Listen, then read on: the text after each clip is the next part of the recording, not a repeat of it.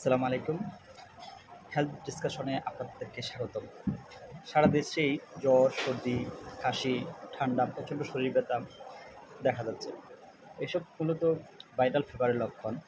আর এসব ভাইরাল ফিভারে আতঙ্কিত না হয়ে কী সচেতনতা তৈরি করা যায় এ নিয়ে আজকের আলোচনা।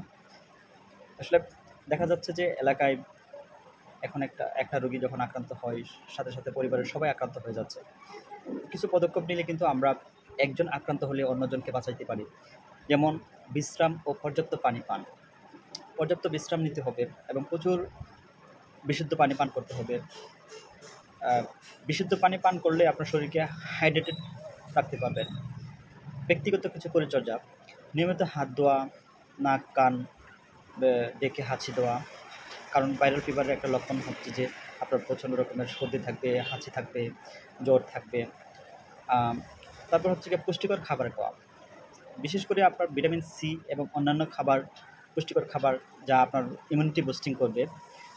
তারপর হচ্ছে গিয়ে আপনার তাপমাত্রা নিয়ন্ত্রণ রাখতে হবে।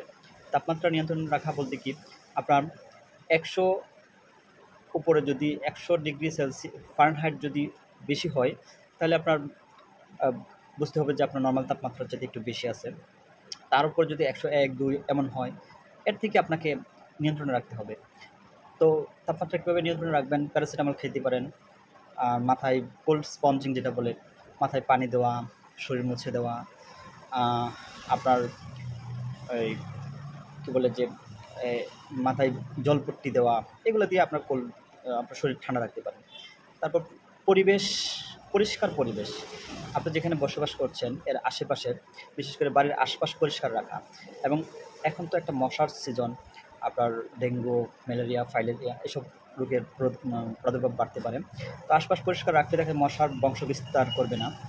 বংশবিস্তার না করলে কিন্তু আপনার ডেঙ্গু থেকে বাঁচতে পারবেন, বা আরও যে রোগবালাই আছে এগুলো থেকে বাঁচতে পারবেন। এই লক্ষণগুলো যদি আপনার, বিশেষ করে আপনার জ্বর, সর্দি, কাশি, শরীর ব্যথা দীর্ঘদিন হয়, আপনার 5-7 দিনের উপরে হয়, তাহলে আপনার অবশ্যই একজন ভালো ডাক্তার দেখানো উচিত। অবশ্যই রেজিস্টার্ড ডক্টরের সাথে পরামর্শ করবেন। ধন্যবাদ সবাইকে।